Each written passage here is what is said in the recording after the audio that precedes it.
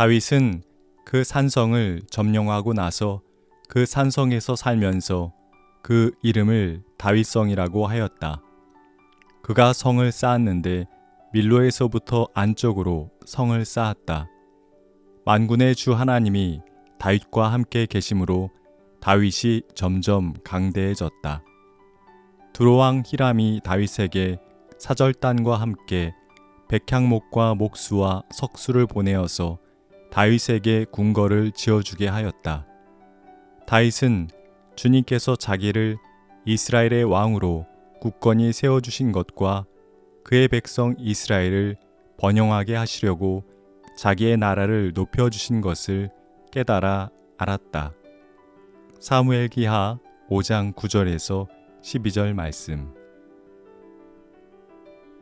이스라엘은 군대 총사령관도 잃고 왕도 잃었습니다. 지도자를 잃은 나라는 주변 나라들에게 좋은 먹잇감에 지나지 않았습니다. 그 당시 다윗은 7년여 동안 헤브론에서 유다를 다스리고 있었습니다. 이스라엘의 모든 지파의 장로들은 헤브론에 있던 다윗을 찾아가 왕이 되어 달라고 청했습니다. 본디 다윗은 이스라엘과 한 고륙이며 사울왕 시절에도 다윗은 전쟁에서 큰 성과를 올렸으며 하나님께서 다윗이 이스라엘의 목자, 통치자가 될 것이라고 말씀하신 바가 있기 때문이었습니다. 다윗은 그 청을 받아들였습니다. 이스라엘 지파의 장로들은 다윗에게 기름을 부어 모든 이스라엘의 왕으로 삼았습니다. 다윗은 천도를 결심합니다. 다윗의 고향 땅은 베들레헴이었고 초기 정치적 기반이 된 곳은 헤브론이었지만 이제 모든 이스라엘의 왕이 되었으니 좀 더 북쪽에 수도를 마련해야 했습니다.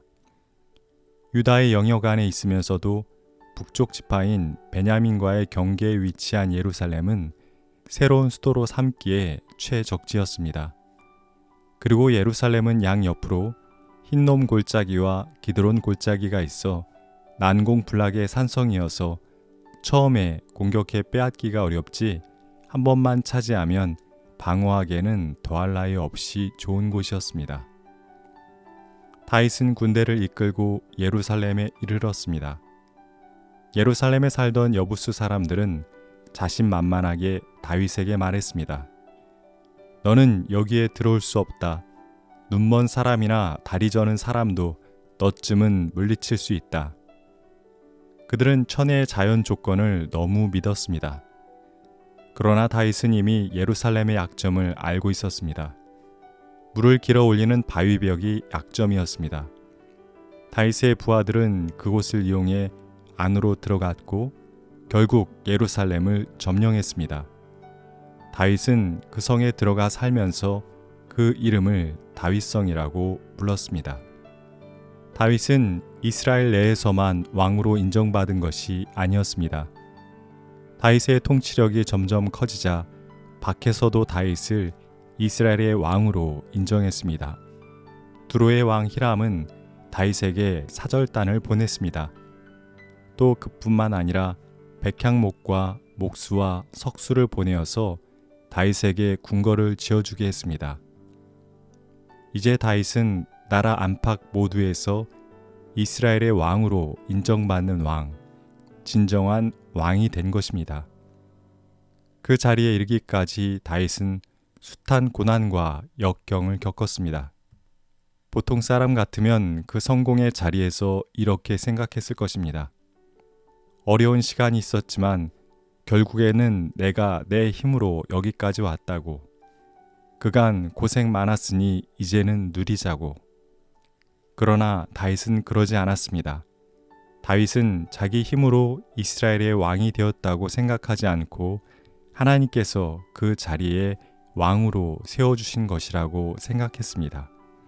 그리고 그 자리를 자기 혼자 영광을 누리는 자리로 생각하지 않고 이스라엘 백성의 번영을 위해 노력해야 하는 자리라고 생각했습니다. 다윗이 그렇게 자기보다는 하나님을 앞세우고 자기의 욕망보다는 공동체 유익을 추구하는 자였기에 하나님께서 그를 높여주셨던 것입니다. 다윗이 이룩한 이스라엘의 안정과 번영은 다윗이 낳은 자녀들 이야기를 통해서도 드러납니다. 다윗은 헤브론을 떠나 예루살렘에 와서 더 많은 후궁과 아내를 두었고 그들을 통해 자녀들을 많이 낳았습니다. 이는 그만큼 하나님께서 다윗에게 복을 주시고 그와 그의 나라를 번영시켜 주셨다는 말씀입니다. 다윗이 이스라엘의 진정한 왕이 되고 다윗을 중심으로 이스라엘이 점점 굳건한 나라가 되어가자 블레셋은 그 꼴을 그냥 가만히 지켜보고만 있을 수는 없었습니다. 블레셋은 군대를 일으켜 예루살렘 가까운 르바임 골짜기까지 쳐들어왔습니다. 이미 블레셋은 사울이 이끌던 이스라엘 군을 처참하게 짓밟은 적이 있었습니다. 다윗을 중심으로 이스라엘이 다시 일어나기 전에 블레셋은 팔레스타인 지역의 진정한 주인이 누구인지를 보여주어야 했습니다. 그러나 전쟁은 다윗의 승리로 돌아갔습니다. 이스라엘군은 마치 홍수가 모든 것을 휩쓸어 버리듯이 블레셋 군대를 물리쳤습니다. 그 블레셋 사람들은 다시 르바임 골짜기로 쳐들어왔지만 이번에도 다윗은 그들을 물리쳤습니다.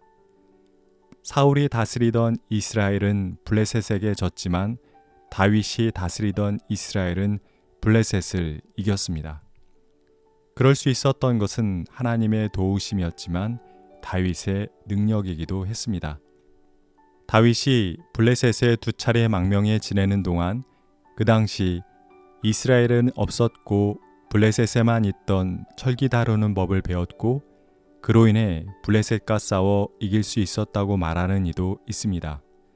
오늘 말씀 속에서 중요한 내용은 다윗의 새로운 이스라엘이 사울의 옛 이스라엘을 뛰어넘는 강하고 안정된 나라가 되었다는 것입니다.